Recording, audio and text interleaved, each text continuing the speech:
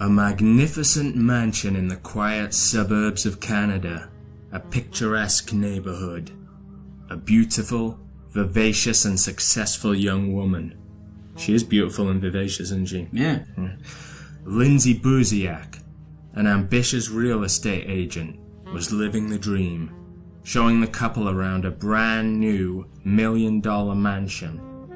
Unfortunately, it seems the couple were only in the market for blood.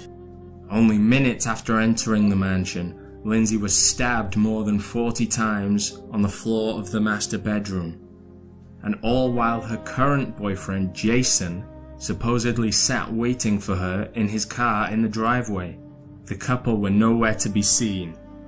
But why? What could possibly be the motive for such a vicious, unprovoked assault? And who were the mysterious couple? Cal, who were they? Don't know, do we? So there's a man and a woman who's met her outside this mansion that she's showing. It's a real estate agent. Yeah. And we've picked this case because you're a real estate agent. So you're here to tell us the ins and outs of... Yeah, I've got a few questions. Mr. Buziak is a real estate agent, or he's in real estate.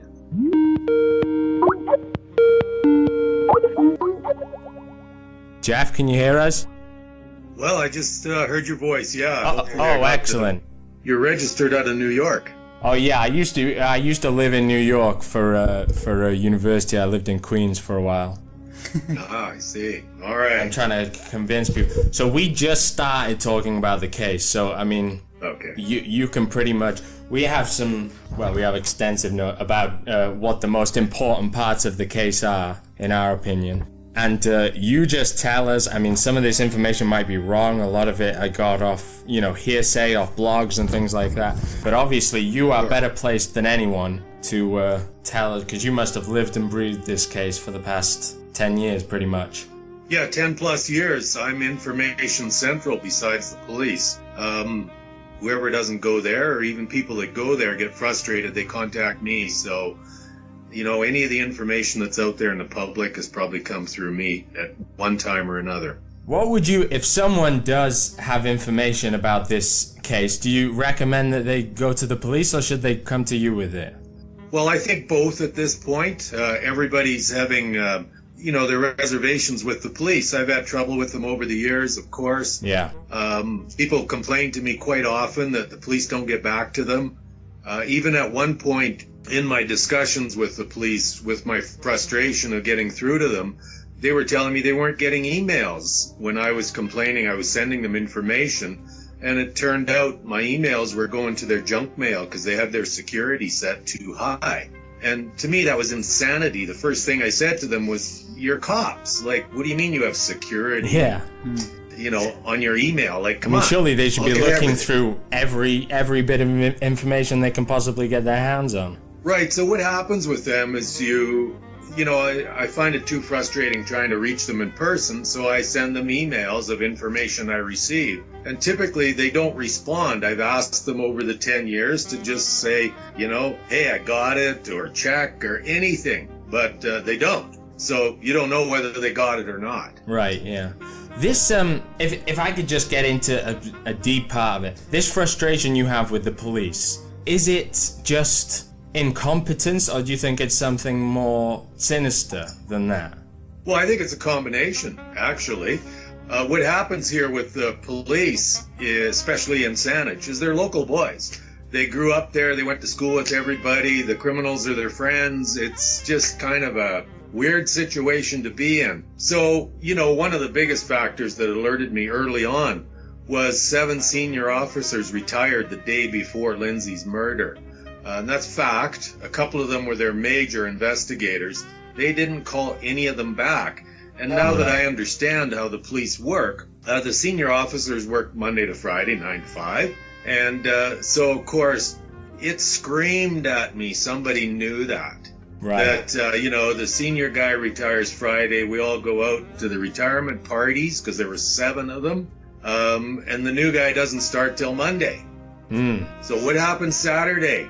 You got hungover cops, and you got nobody really in their position. So it was a scramble. And obviously, we'll get into it, but the drug dealing is kind of an aspect of this too.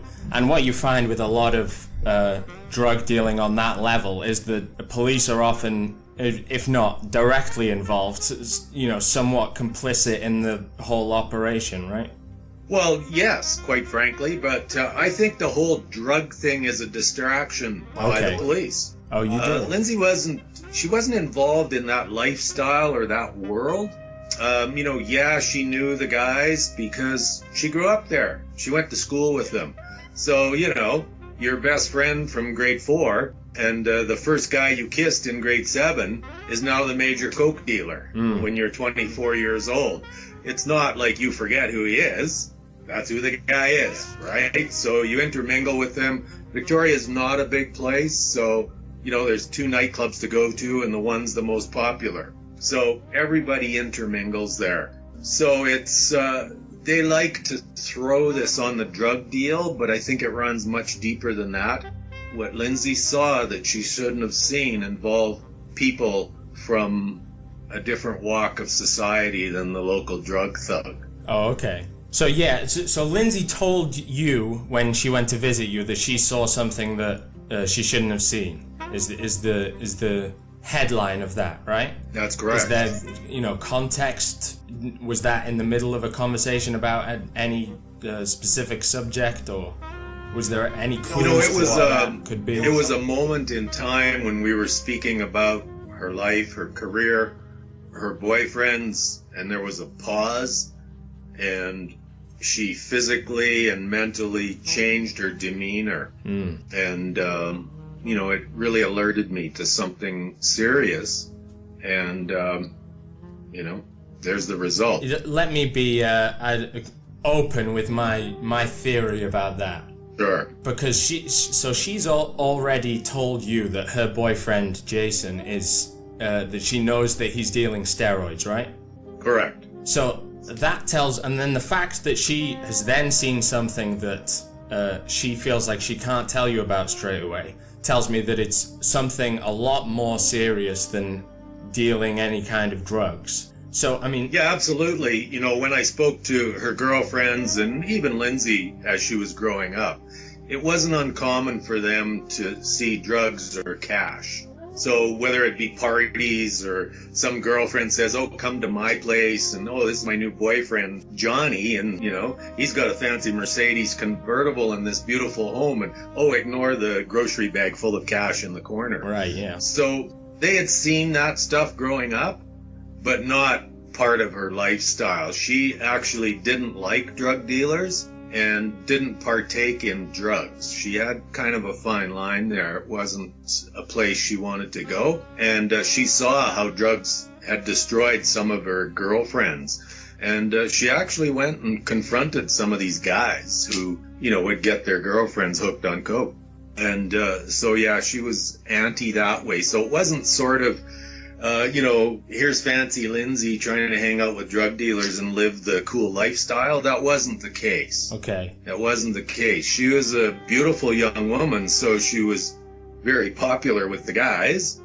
And as I think I wrote recently, Lindsay was a lively woman, and she liked, a little action in her life. And I'm not saying that badly. She didn't like to sit around and watch movies with some guy holding hands day after day, night after night. There had to be more than that. So that limits, if it's not drug dealing that is the something bad that she's seen, that kind of limits the things that it could be, right? Logically. Well, I think it points to other areas. One, Victoria's a hotbed for the occult, but also I think the world's becoming aware now to human trafficking, sex for sale, kidnapping, really, really bad video making. I think that's what it points to. Oh, okay. And you mentioned occult, but you don't think the occult had anything to do with... Well, we can't see anything connected directly, but certainly when you get into human trafficking and bad video making and stuff like that, there's all kinds of characters involved. And that's a whole world by itself. I think people would be surprised if they knew how widespread that kind of those kinds of videos have in the online world. Absolutely. You know, people see Victoria as this beautiful little idyllic British type city. Yeah, of course. On the coast, west coast of Canada, hanging below the 49th parallel on the tip of Vancouver Island. It's gorgeous.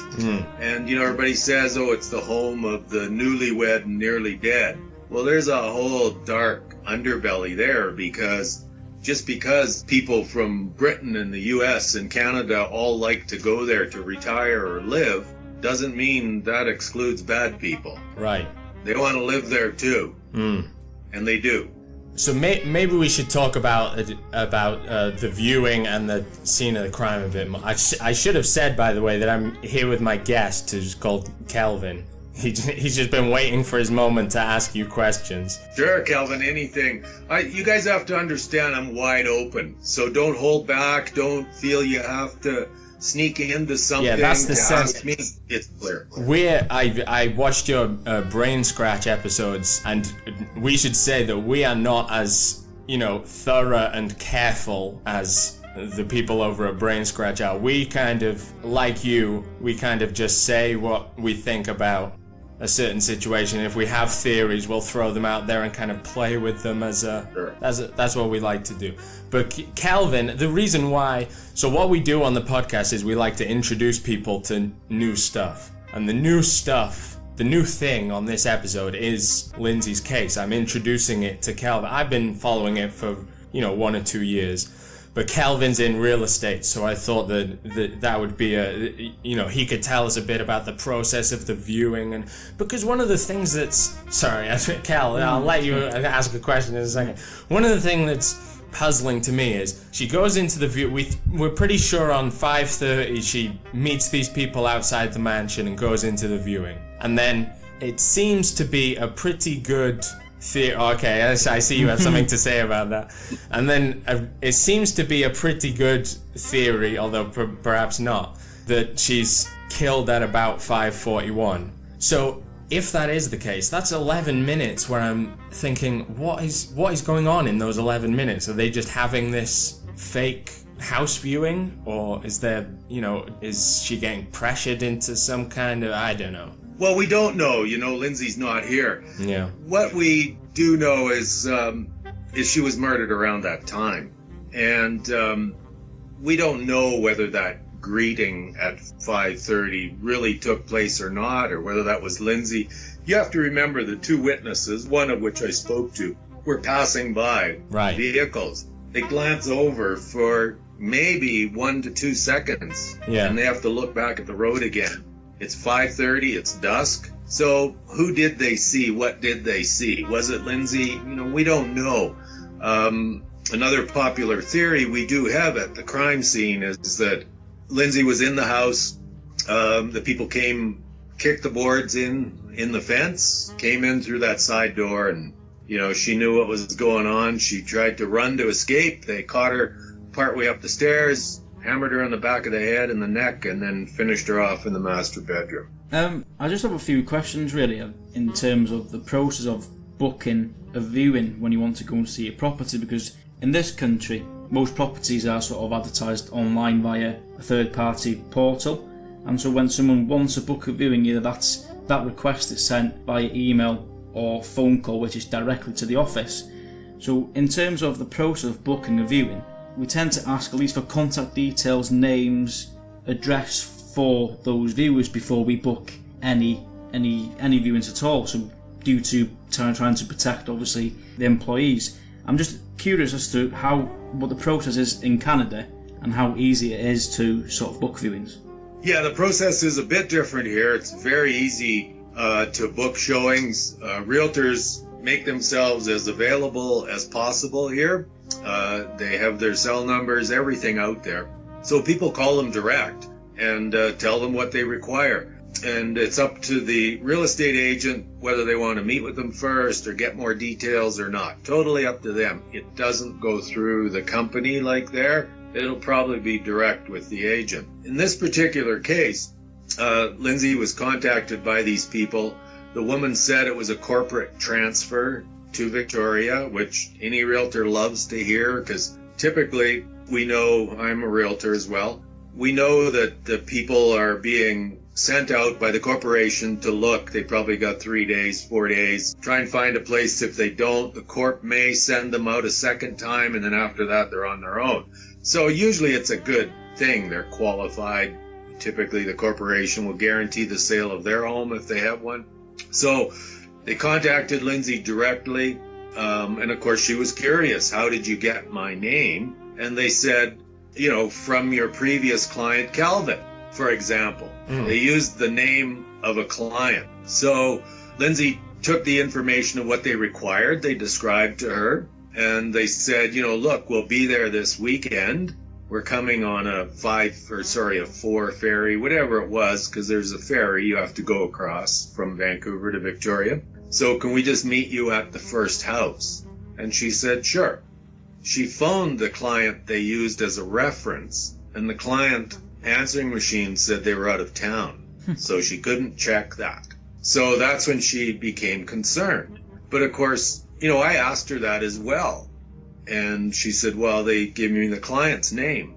Well, that gives you some mode of comfort that they know a client of yours.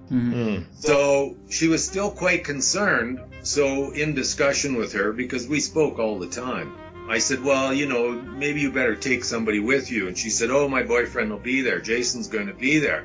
At the time, he was mortgage broker / realtor, but wanting to be more mortgage broker. So he was financing any of the deals that Lindsay did involving mortgaging. So I was comfortable. This guy's 6'3", 245, ex-semi-pro hockey player. So I thought, well, if he's there, everything should be okay. So that's really how it went down. They said, rather than meet you, let's just meet at the house because we'll come right from the ferry to the house. How, maybe you can both answer this as people in the real estate business, how often do you get calls like this that make you kind of concerned? Like, how much of an anomaly was this for Lindsay to be saying to you, I got a call today and it's rubbed me the wrong way? Well, I wouldn't say it's that common from my experience. And I certainly deal in a situation where I do pretty much only industrial property. So I'm going out lots to remote places, big buildings, empty, that kind of stuff. So it's up to you to do your due diligence with the clients. Typically, it's good to meet them at your office beforehand. No doubt about that. So in this particular case, it was different. I wouldn't say it's common we get questionable calls. Certainly once you're more experienced, if you feel something is questionable, I drill right to the source. I don't have the patience anymore to play games with people. Yeah. So if somebody is, sketching around with me on the phone, I get very direct. And if they go away, I just think that's good because I didn't want to deal with them anyhow. People who aren't direct are suspect in my mind. Yeah. So are you under the impression that this is, because a lot of the main theories out there suggest that this couple, these two people that met Lindsay outside the house, were hitmen, or hitmen, man and woman. Is that kind of what you're assuming with most of your thoughts about this case? No, I believe it's just people who did it for money. That's it. Okay. There were no professional hitmen. I mean, not that I know hitmen, but right. You just think about that. A hitman doesn't need to go through the process they did with Lindsay. Lindsay's murder was like a choreographed ballet. There was time, there were houses, there were people arriving, the boyfriend's waiting, this is coming, that's going, the phone calls. It was choreographed, and it was choreographed too well to make it unnatural. Yeah, I think that's the thing that made me look at this case. I'm looking at it thinking, how has all of this happened? Is it, this is a TV show, what's happened here. Everything's too perfect. That's right. But why I asked about the hitmen, I suppose, is because you associate hitmen with shooting people execution style. And Lindsay's been stabbed 40 times. It's a very personal thing to stab someone 40 times. It's a lot of direct personal anger at the person that you're stabbing, isn't it? Isn't that what it suggests? There is no doubt in anybody's mind this was personal. Lindsay was stabbed in excess of 40 times. Her breasts were mutilated. They focused on that area. Her throat was slit.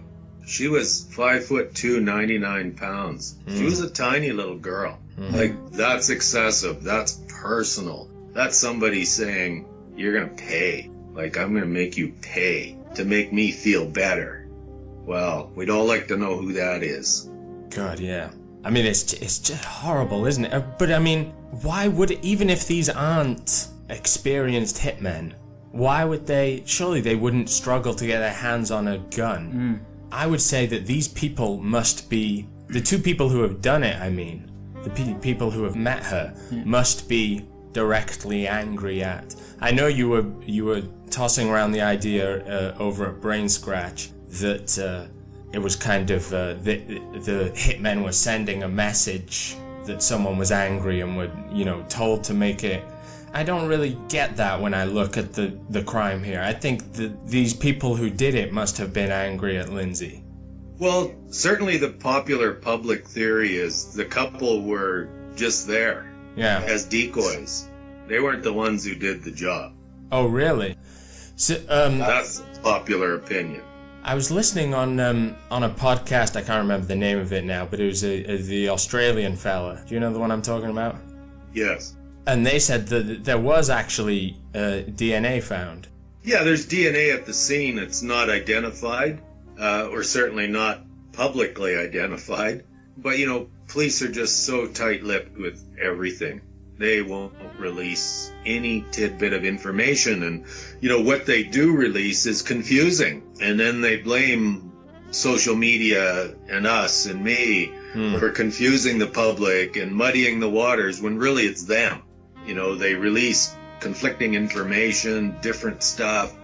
They can't get their timeline straight. It's just bizarre incompetence in my mind. Is it just because usually police are a bit more forthcoming with information to family members like you? So do you think it's... I mean, I don't want to offend you, Jeff, but I'm trying to put... let me play devil's advocate here. I'm imagining a situation where you're angry justifiably at the death of your daughter, and you're, creating a stir in the police headquarters, and you're shouting at all these policemen who are trying to do their job, and then they just over time think, oh, actually, this guy, we don't have to tell him anything. Yeah. Is it that, or is it more that they're purposefully withholding something because either they don't have anything, or they're just not forthcoming for whatever reason? Well, I think it's a combination of a couple things. One, police culture up to this point has been exactly what they do. They say nothing. They manipulate people. They basically tell the victim's family, go home, be quiet, deal with it, let us do our job. So what happens when they come across somebody like me who's holding them accountable? They don't know what to do. So in the end, what they try and do is they make a trip out here and sit me down and threaten me. Right. Directly threaten. So yeah, they're pissed at me. And like you said, they just said, oh, him. Well, you know what I say? Them. Look at anything. Look at real estate. I'm not sure what you do, Ben. If you were given a task, any task, is it going to take you 10 years? Like, come on. Yeah. Any job in this world that you're asked to do, it doesn't take you 10 years. I live in a city with head office with oil companies who drill around the world. They don't take projects on that take 10 years. Yeah. If they do, there's goals in between and major breakthroughs and stuff. They drill oil in the Arctic and the North Sea and, all over the world. They don't hire a bunch of engineers and say, go do this job. And every year they're saying, what are you doing? Oh, well, it's very complicated. We'll get back to you. No, like, what are you doing or you're fired? Yeah, I suppose it's the fact of other cases that take the... Because obviously, murder investigations sometimes, unfortunately, last decades. But it's the fact... Well, they shouldn't. They shouldn't. And we need to stop accepting that and saying that. They shouldn't. Especially, they I need think... to go out there and do their job. Sorry, yeah. Especially, I think, with cases where it seems like someone's been hired to kill someone, because in those cases, you should be able to find out who did this just by tracing, you know, family trees or the personal lives of the people involved. Absolutely. Here's how the police work, and here's what the problem is. They do what they call front loading. So when a major crime happens, they all jump on it and do their dance and spend a bunch of money. And then if nothing comes out of that, that's it. Yeah. Because our budget's only so big for the year, so we've allotted this much. We have to save some, and we didn't get the result. We know who did it. So now we just sit back and wait for somebody weak to talk. That's their system. Yeah. Surely that's wrong. And we've accepted that over the years. Well, exactly, it's wrong. But we've accepted that, and they've brainwashed us into that. You look at Lindsay's murder, we've had 5 heads of her file. 5 different heads of her file. They use it as a training file. Christ, so detectives will come in new.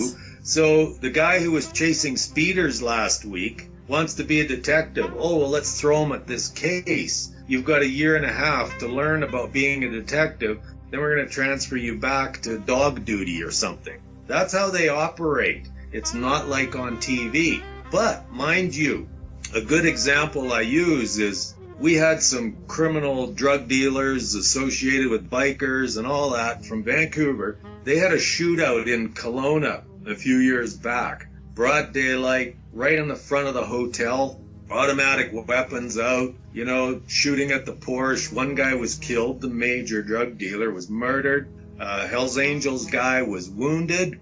The niece of a Hells Angel was wounded. Another drug dealer wounded.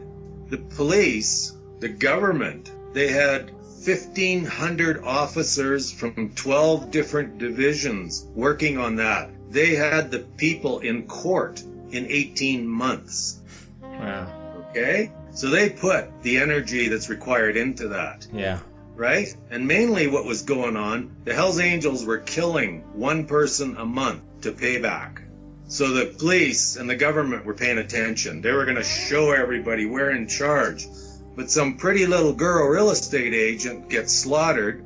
We get 4 rookies who are brand new on the job because everybody retired. We didn't call those guys back. Oh, it's complicated and we need a confession and we'll get back to you. Meanwhile, they're not doing anything. The chief himself, we've had 3 police chiefs, told me I've reassigned all the officers. We're done our investigation. I said, well, you don't have any results. And he goes, well, we wait. I go, no, you send more people out there and get some results. That's your job. But they just smile at you and have a nice day. I mean, it shouldn't really matter whether there's someone being killed every week compared to one person being killed, because at the end of the day, that's a life that's been messed about, and they're using your daughter's case as a training exercise is disrespectful to her and disrespectful to you as a family. It sounds like they've used her case they see it as an inconvenience rather than a priority. A priority. Well, they want everybody to go away and it just gets swept under the carpet. And if somebody confesses, great, we're heroes. You know, they're going to be heroes. If nobody confesses, it's, oh, well, it's very complicated. It takes years. They use all this terminology that says nothing and means they're not doing any work. Do you think a confession is the best chance at getting a conviction here? I'm glad you said that because, you know, we can speak openly. Yeah, why not? I think that's the biggest farce there is in the world. Oh, okay. Because from the beginning of mankind, any crime there is can be solved with a confession. Yeah. We don't need police. Right. We don't need investigation. Who did it? I did. Oh, case solved. Yeah. Like, come on. But that's they why use that as an excuse. It makes me puke. But that's why I'm saying maybe that's our best chance, because police clearly aren't doing their job. And at least a case like this, there has to be a lot of people involved and a lot of people who are keeping their mouths shut. So, I mean... Well, I'll tell you, if I went out there and started slitting throats, we'd have resolution really fast, or certainly I'd be in jail. They would love to do that. Yeah. They figure that out real fast. We don't want to go down that road, Jeff. Well, of course. We want the resolution where you don't years. end up in prison. Right. It's been 10 years. I haven't. So, Yeah. Unless I've been told I've got 6 months to live, probably not going down that road. What do you think? I'll ask you, Kel, before I ask Jeff. What do you think of Jason? So you've seen him on the documentaries and you've read a bit about Jason. What vibe do you get from him before? I think he's sketchy, and I think his mother's isn't innocent either.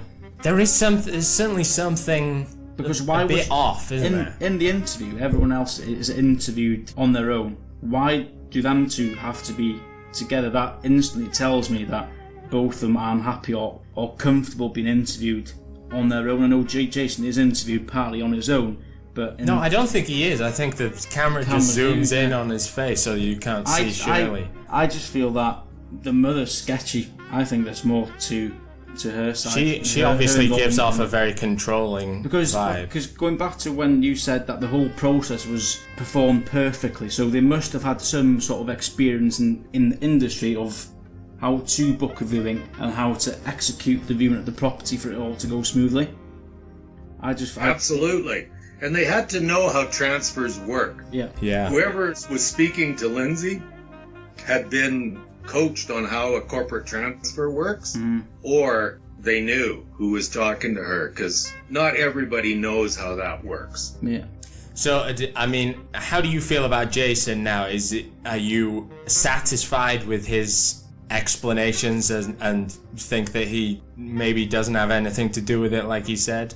Well, as far as I'm concerned with Jason, is, I see him as weak. Yeah. Very weak. Virtually coward. One, he has no contact with me whatsoever. Two, he was supposed to be there, and when he got there, he sat around and waited for everything to clear out. Three, let's face it, I don't know if you guys have girlfriends, boyfriends, whatever, partners. You know what's going on in their life. You sense something's not right. Yeah. He knows what went on there. Don't give me that BS about, I don't know, gee, that was weird. Especially, No. I can completely understand why Lindsay wouldn't want to tell you if she'd seen something. But she would tell Jason, surely. I mean, unless it involved Jason, obviously. Yeah, my read of Jason on that whole thing is certainly he knew, or he was part of what was going on. No doubt about that. Lindsay was a very open woman. There was nothing inside of her that wasn't out publicly to somebody. So girlfriends, Jason, somebody, they certainly were well aware of what was going on in her life. He knows what went on there. He knows. He went to a criminal the day he got released from police custody to make sure he was okay. With the East End Hells Angels. So what do you know? What's your read on his actions at the scene at the time? Does it strike you as someone who's been told what's going to happen, or does it? Because to me, honestly, I think it's more like a guy who's, and this is just kind of my instinct. This is what my gut is telling me. He strikes me more as a guy who's has a feeling that something's going to happen. So maybe, he's been told that someone's not very happy with Lindsay, or something like that, and kind of quickly realizes that might be the case and that those people might have done something to her, and then starts to panic but still doesn't want to implicate them. But is it? He was part of the choreograph. He conveniently brought a witness with him. He made a big fuss about making sure that person came with him, and he knew what was going on to the minute. I mean, you don't drive by a house and now we hear after 8 years the people were walking out of the house. And you got to remember, it was what we call a strata titled subdivision, so much smaller lots, bigger homes on a small piece of property, so everything's close. Even when he was in his vehicle, he was probably no more than, let's say, 25 feet away from the front door. So as he's driving in, people are walking out. Yeah. And then they quickly turn around and go back in. Right. And this is a guy who grew up with a mother in real estate, and he is a realtor and a mortgage broker. And now the lame excuse is, oh, I thought the showing was just starting. Well, you tell me in England, do people walk out when the showing's starting and then dart back into the house? Is that starting a showing? I would have thought ending. If the showing's starting, wouldn't he just walk in? Why would he then? Because he was supposed to go in anyway, wasn't he? So if the showing's starting, he'd think, great, I'm not late, and just go in. Exactly. Plus, he's a mortgage broker. Good chance he's going to be providing the financing for the buyers. Yeah. So why wouldn't he go in there and say, hi, I'm Jason Zalo. I'm a mortgage broker and Lindsay's boyfriend. Yeah. Hopefully I can help you out if you need financing. Yeah. From his part as well, which I don't understand, if my girlfriend come up to me and said, I have a viewing in 2 days' time and I'm really worried that something dodgy's going on, I'd like you to be there, I would make sure I was there first before anyone else. I'd be there early and not on time. Even on time wouldn't be acceptable. I'd be there early. So because it's clear that she was really worried. It wasn't just oh, come with me just in case. It was, she was concerned about this. Oh, absolutely. I wasn't the only one that knew that. She told people in the office, even told Shirley, and I think Shirley told me that, well, I told Lindsay, the three of us are, in real estate, and, we can do that if you don't want to do it, but whatever you need. Well, yeah, she needed somebody to be there. That's what she asked. But he was late. Yeah, as a boss, she should have taken control of that. Being, I'm assuming that she had a lot more experience than Lindsay. So surely she should have taken control of that situation. Did Lindsay take a number down when they called for a viewing? Yes. Did her? I'm just wondering, why didn't her boss try and call them? And like you said, when you get people calling you, getting down to the core as to why they want to view it and getting more information to obviously make sure that viewing is legitimate and nothing is sort of... Her boss is Shirley, right? I got that right? That's correct, yeah. And I think Calvin said an interesting point. She should have taken control. Calvin, maybe she did. Yeah. That's what I think she has something to do with it. See, I really, really do. So let me again play devil's advocate, because I feel like we're kind of painting Shirley but Shirley kind of comes off as a Ma Barker kind of, that she's kind of got a finger in whatever pies are getting cooked around the area and to do with Jason. But if she wanted Lindsay to disappear for whatever reason, let's say that Lindsay's seen her or her associates doing something that is going to jeopardize their money. I mean, Lindsay lives with Jason, and especially if Jason's in on it, she's not going to struggle to get access to Lindsay to kill her or have her disappear.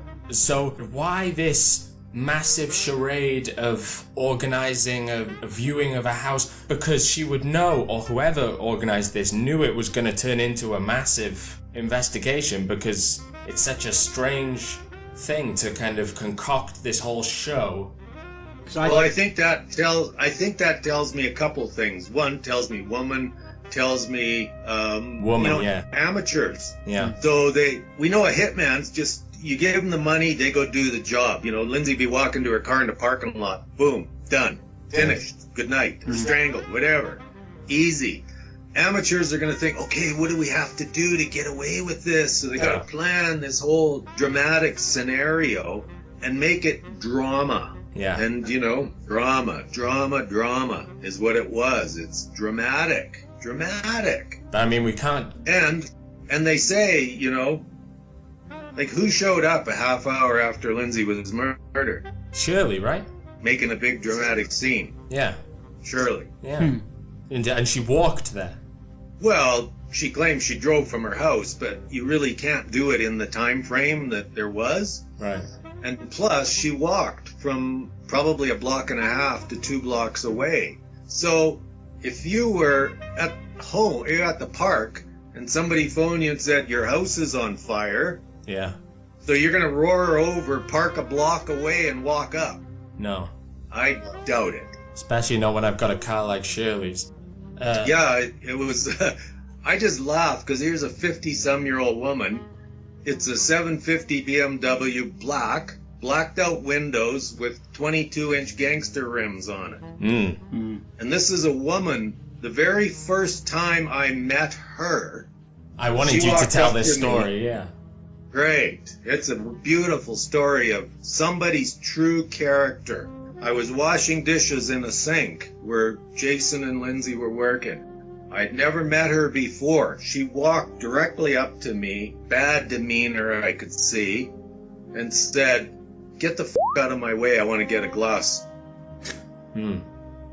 I never met her before. Did she think you were the help or something? She knew who I was. That's who she is. She needs to control and dominate. It's about control. You get that vibe right. even in so Jason's I basically interviews. told her to off. She stood there, put her hands on her hips, moved her head up close to me and said, while she's swaying, "Do you know who I am?" I'll never forget those words. I know who she is now. It's interesting that you say control. In terms of the process of the plan of murdering your daughter, that would have made sure that if she had any involvement in it, that she had some sort of control of how it was done and how it was executed, possibly. It's got. Yeah. I mean, if you're hiring hitmen, it's an added a bit of control, isn't it? It's an added kind of system of. You have Jeff. Am I right in thinking you have a picture of Shirley up on your website, juxtaposed with a sketch of the woman from the viewing? Yeah, there should be. So you're thinking that woman might have been Shirley? Well, you know what happens with that sketch. Certainly not to defend Shirley or anybody else. That sketch is pretty generic. Like if you shaved and I put you beside it, you probably could say it was you. Yeah. You know? It's pretty generic. I mean, I have got emails from, let's say, 30 people who do that same thing. Say, "Oh, it's this person. Look at them. Look at their profile." Yeah. It fits a lot of different people. I mean, you see it with the Zodiac. Every time there's a Zodiac suspect, the sketch always matches perfectly whoever it is, even though all the suspects look different. Right. But surely if it was Shirley, that Lindsay would have recognized her and said, "Excuse me, Shirley, why are you wearing a blonde wig and talking in a Mexican accent?" Yeah, you know, I agree with you. I have somebody whose theory says that, Shirley walked up and said, "Hey, we're going to a costume party. That's why we've got this on, so, whatever." But I don't necessarily think that, Shirley walked up. Yeah. But you think she was there? Well, there's certainly a theory of that, yeah. Okay. I was about to say. Why was she at the scene within a half hour? Yeah, certainly. That's like, people who light fires like to go back and stand in the crowd and watch all the scene and see the firemen and all the excitement. Yeah. People like to go back. And very controlling people. I was just going to say, especially a woman who likes control like herself, she's not going to want something to happen without her there to oversee everything. Maybe she didn't. Well, Cal, we've got to maintain a journalistic integrity. We can't let Jeff do all the accusations. Well, you see, one of the main theories out there as well is that, the message was for Jason. Yeah. That he owed deep. He was in way over his head. One of his best pals and Shirley's tenant was Ziggy Matheson, the heroin dealer for Lower Vancouver Island, cocaine, ecstasy, all that kind of crap. Right. The guy's like 40 years old, never had a job. That's all he's ever done his whole life and lived in Shirley's And he's been property. Convicted, right? So we're not going to get into Yeah, he's convicted in prison. But, in Canada they get out serving like a quarter of their sentence, so he's probably getting out pretty quick. Okay. He's not going to be happy.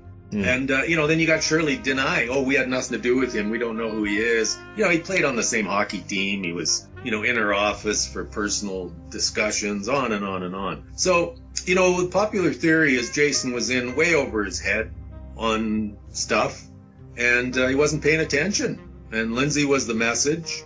and you're next. You and your family are next. Pay up, and they pay. Do you think that fits with? I always go back in Lindsay's case to the brutality of it. Do you think sending a message would involve something as, we said before that it looks so personal and so full of rage. Do you think that kind of fits the message theory? Well, that's a good point, and hence we are still working away at it. Yeah.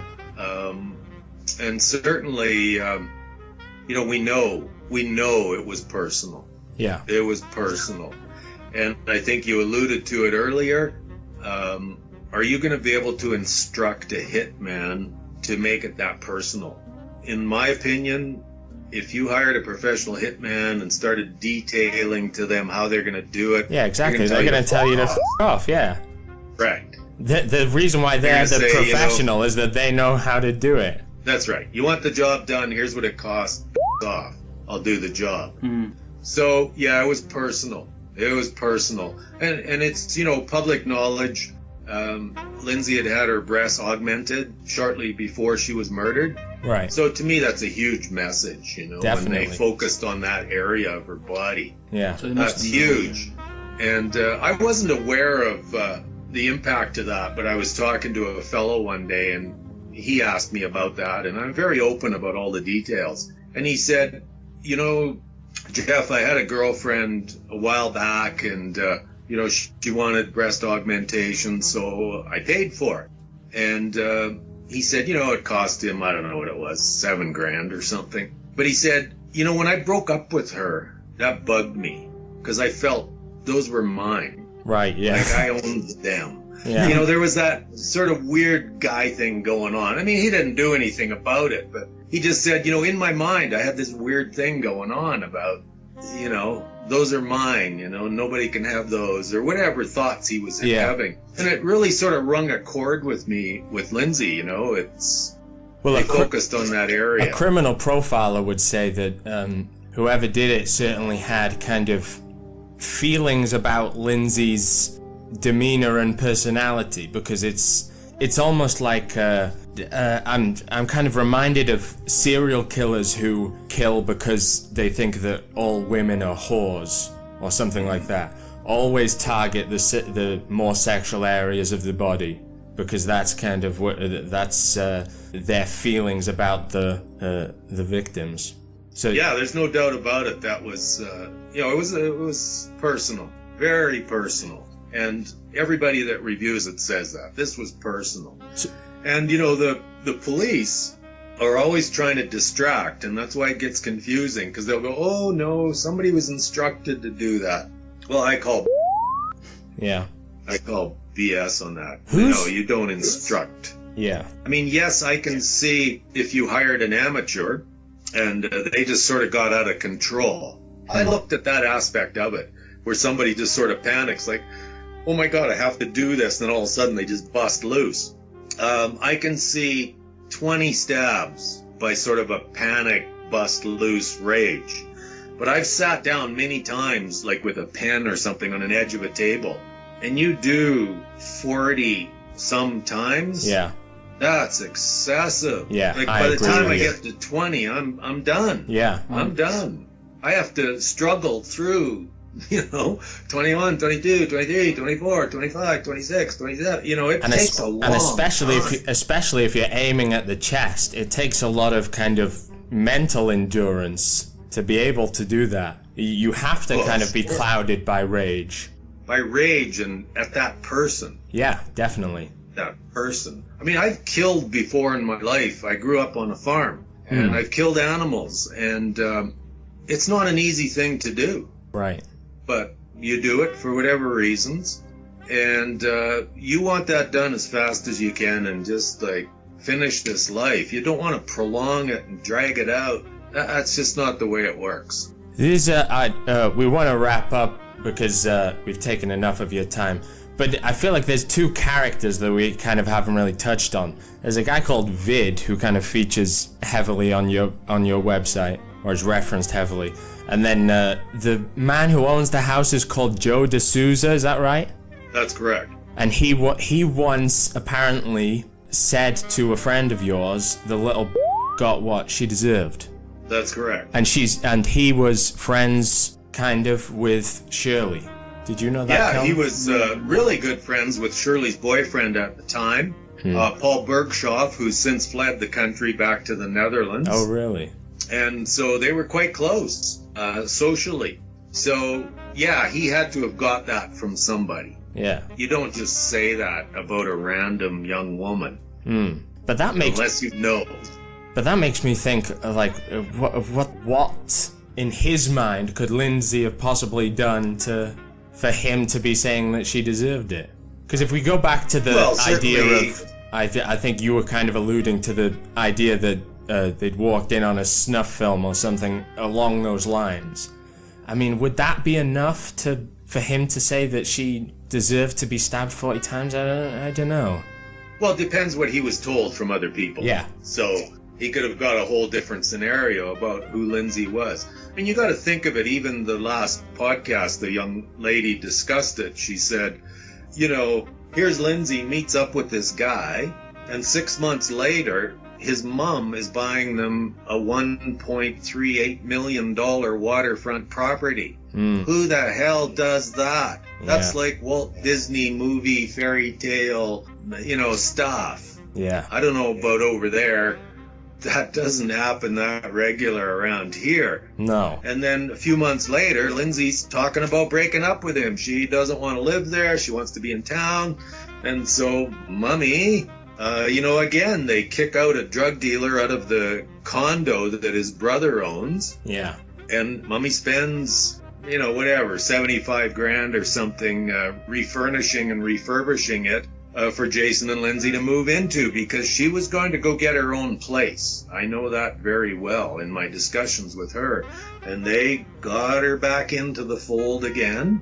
And, move into here, we'll sort everything out, everything's cool. And then months later, she's breaking up with him again. So, you could, from that side of the scenario, think, oh, that ungrateful little, whatever. We do everything for her. And she's just like tossing us aside. Yeah, maybe. That doesn't go well with a narcissist. No. Yeah, that's true. Yeah. This, I think, the vibe you get from Shirley is definitely that, well, from what I hear about Shirley's welcome to come on the podcast, by the way, and refute any of this. But what I hear about Shirley is that she's definitely crazy enough to have been involved in this, because whoever thought this idea up has got to be a little bit not quite in tune with the world. How many women have you met in your life? 3. That have walked up to you nose to nose? Yeah.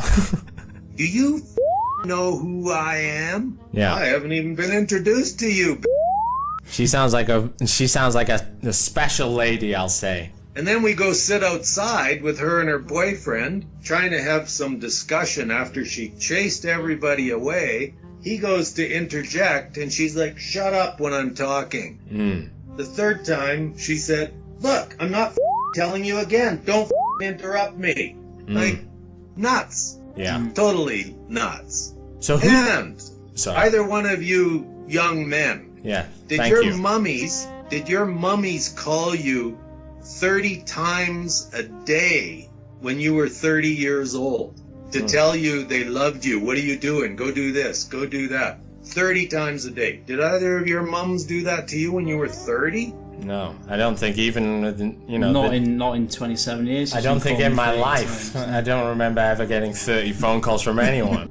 Well, that's what Shirley does with Jason. That's her. That's part of her personality. Control again, isn't it? That's her. Control, isn't it? So he doesn't know which way to step. Yeah. Because he might get a phone call. I sat with him one evening. His phone never stopped ringing. I finally said, Jason, put your phone down. Who's calling you? Oh, Mum. I said, well, stop it. Well, I can't shut it off. Well, then tell her to come here. She was there in 2 minutes. It's someone who likes to orchestrate something like this and orchestrate every aspect of their lives. She was the first person I was a bit not too sure about. You don't get a good vibe, do you? No. So who's Vid then? He's a local... Okay, Vid's a local loser. Like loser drug dealer who just lives off everybody else, but somehow gets protected, probably because of connections in the South. But loser. Okay.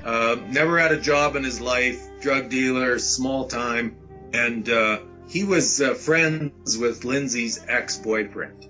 Right. What's his name again? Matt or? Yeah, Matt McDuff. Right. And interesting with Vid, I mean, it's a known fact, he transported the crime phone from the ferries to his house. The crime phone stayed at his house overnight. Who, Vid we did? know that. That's established. Yes. How do you know that? Cell phone records. Really? So how is that not enough to for at least a search warrant of Vid's house? Well, let me tell you about that. The brilliant Saanich police got a search warrant for Vid's house. I really didn't need to ask that question. I really set you up there. They found nothing. And Vid, at the time, was doing quite well as a two-bit loser drug dealer. And his mom and dad lived in the house because it was in their name, because how does a drug dealer with no job buy a house?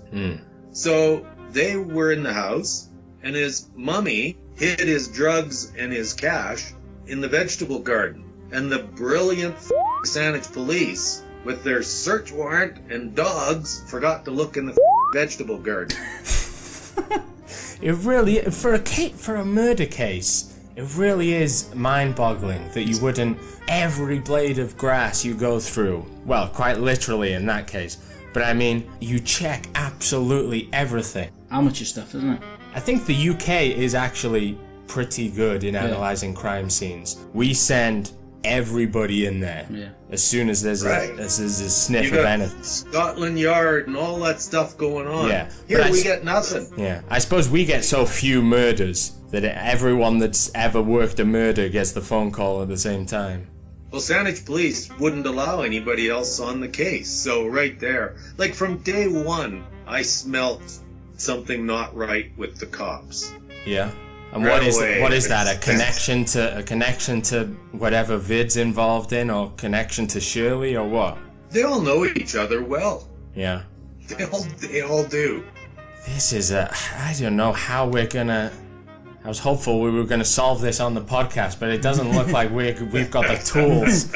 But what are we realistically just waiting for a jailhouse snitch or a? Because it doesn't sound like the police are ever gonna get their act together. So is that our only? What can we do? What can the people do? Can we lobby our local senators or?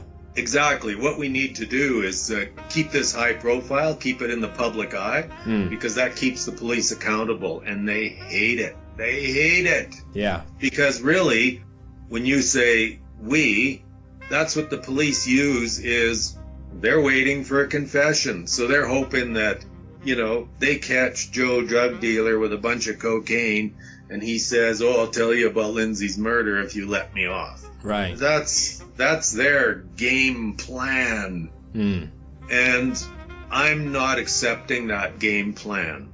I'm saying if you can't solve it, bring in more resources. If that doesn't work, we need the 1,500 officers like you do for the gangsters. Yeah. Like bring in the troops. Bring them in. What we can do is we continue to write the politicians. We continue to do podcasts. We continue to keep it in the public eye and shame the shit out of Saanich police because they deserve it. 10 years right under their noses. 10 years. And they can't even name a suspect and can't even give us any update information. The police chief will not speak to the public. They put out a police spokesperson who does their talking, and that spokesperson is chosen because they know nothing about the case, so they can't reveal anything. Right. They tell us nothing, and they do nothing. When I have a police chief sit me down and say I'm reassigning all the officers, that pretty much tells you what they're doing with the case. Yeah. I mean, yeah, I can't say I'm surprised. Since Lindsay's death, have the police department there done anything differently, implemented new things to make sure that this doesn't happen again, or are they sort of still in the belief that they really believe in the old way of doing it where they're getting no results? Yeah, they believe in the old way. They're waiting for a confession. The chief told me that. Until we get a confession, we wait. I was like, no. You must So be... we got to keep Sorry. pressuring people. I mean, if we pressure O.J. son enough and whoever else, they're going to either talk or they're going to do something about it. Yeah. Like, come on. If your girlfriend that you love with all your heart was murdered, and you're going to run off and say, oh, well, fuck, whatever, man. Party on. Like, what kind of man is that? What kind of man is that? And if Jason does want to Does talk, my girlfriend, this podcast would be I'd a be good out there place. pressuring, doing something. I mean, a guy that size, he should have been busting some arms or something. What the f***'s wrong with that Definitely. guy? What's wrong with him? Or at least kicking that front door down and getting in there. Yeah, he says he's not emotional. Because, you know, I've never seen him cry. Never seen him be emotional. He was actually happy around the time I was there, right after Lindsay's murder. It was like he was enjoying the spectacle. spotlight. And he was like relieved. I instantly sensed a relief in him, like it's all over. Right. So, I mean, what does that tell you? You know, people can say, oh, I'm crazy and obsessed and all that. Look, I'm 64 years old. I have a university degree in psychology. I worked with people my whole life. I'm an elder. I've got lots of experience. I could spend a few minutes with either one of you guys and get a pretty good case on you. 64 years dealing with people. And you're welcome to do that, by the way. Yeah. So, you know, there's experience there and some education to back it. And I've spent 10 years on this case, and I haven't killed anybody. I haven't done anything illegal. Yeah. I push limits a lot, yes. I get the feeling that Lindsay obviously dictates Jason's life, and she's not going to be... Shirley, you mean? Shirley's going to be dictating Jason's life a lot. She's not going to be around forever, so something tells me that he's going to slip up at some point. Jason, yeah. if he's as weak as he Or seems. slip up in another instant that will lead to getting some conclusion on this one, hopefully. I mean, whoever... Well, there's certainly a lot of pressure out there right now.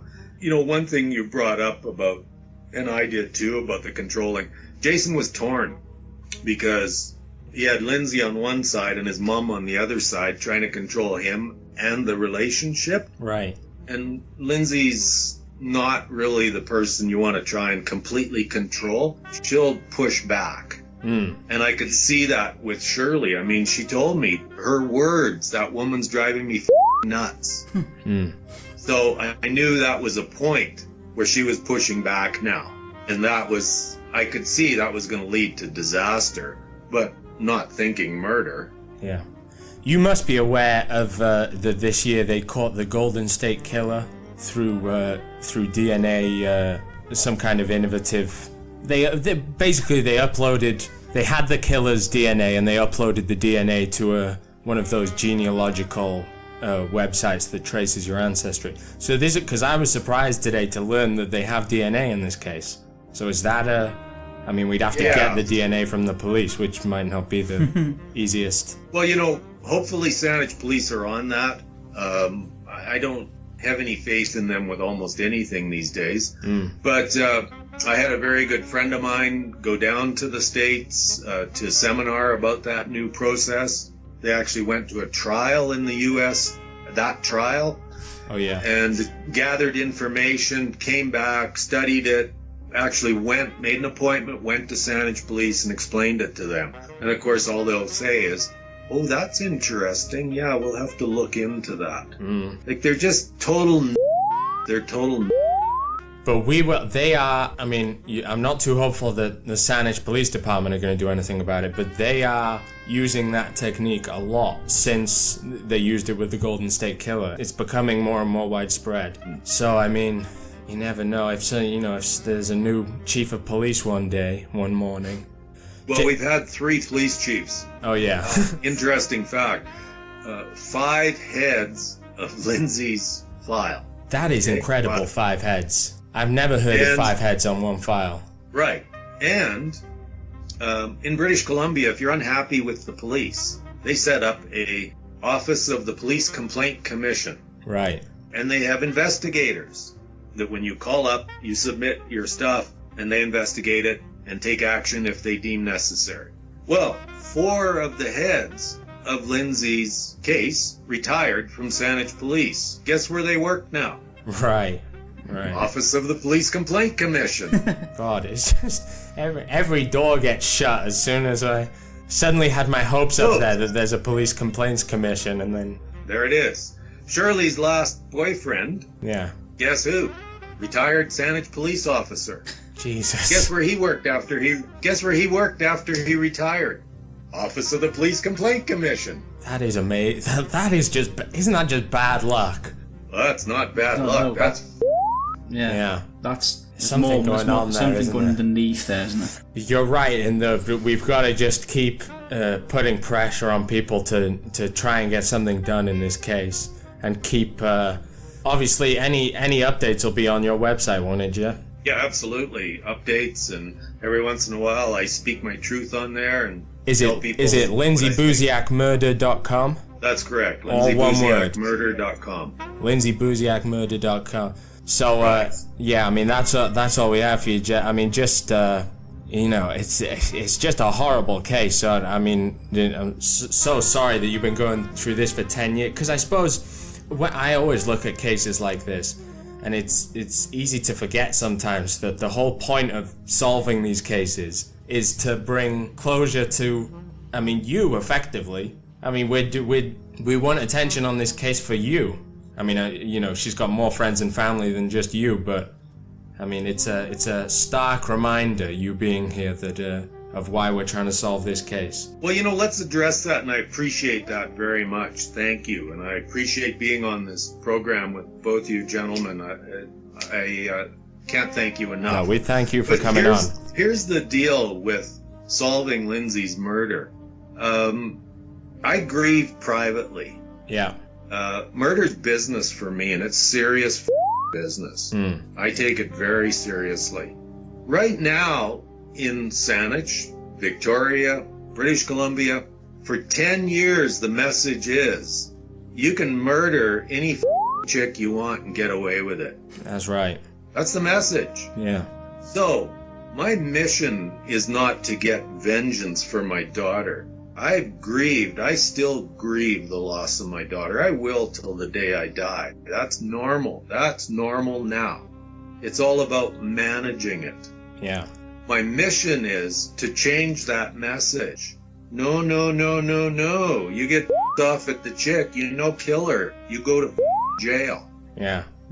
Because someone's That's what needs to be done out there. So I do this for your girlfriends, for your mums, for your sisters, for your nieces. Yeah. That's what I'm doing this for. I'm not doing it. Lindsay's dead. I've accepted that. She's gone. She's not coming back. I won't see her ever again till I die. Hopefully I do then. Right. But you've got to, this is your purpose now, to find out what happened. So you have got, you've got something to wake up for in the morning now, I think. Absolutely. I look at it as my purpose as a man on the earth. Yeah.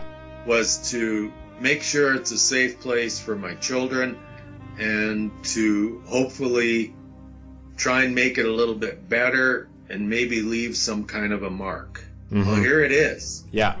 Right now, Calvin, your mark is maybe to be very successful at your career. Right. I've done that. Ben, your mark is to develop your podcast so they become famous. I suppose. You're working on that. Yeah. Mine is solve this murder. Yours is a little bit more important than ours. All costs, but you're participating. You're young men that are getting it. There's so many out there that could care less. Yeah. They're more worried about their watch and what the hell's going on. But I think when they hear you, I think you being here will help people get it. Because I remember when you appeared on the Dateline episode. As soon as I saw you, there was something about this case that kind of affected me a bit more emotionally than other cases. I don't know what it was. Well, I believe as men, we need to step up at certain points of our life. Women do too. You have certain callings in your life, you got to step up. Yeah. I mean, you two guys are stepping up. You're doing this podcast. You're talking openly, publicly. Yeah. About a murder. We're talking about suspects. Trying to. That's stepping up. And we need more people like you in the world, or it's just going to continue to deteriorate. Yeah. You know, the bad guys will dominate. Yeah. So we need to stand up. We need to step up. And I think, you know, certainly in my lifetime, as I grew up, you know, stepping up and being a man was like punching somebody out or bullying him till submission or something. Our world's different now. Yeah. Men need to step up for what's right. Yeah. And we don't have to do that by muscle and brawn. We don't have to be, you know, Rambo with a Bowie knife killing everybody. Right. We don't have to do that. We step up by, as men, we step up for what's right. When we see a wrong, we go, no, that's wrong. That's right. That can't happen. We need to do something about it. And we do. I speak out. You guys do podcasts. That's what real men do. Yeah. Ensure that we live in a civilized society that works for everyone. Right. Thank you, Jeff, for coming on. Lindsay Buziak Murder, or beware, all the updates are. We're going to be looking out for, and you know, anything we can do to help. You know, if you have anything else that you want to tell the people, you're more than welcome to come back on. Any update you've got to tell anyone. Thank you so much for coming, Jeff. Thank you, Jeff. Appreciate it.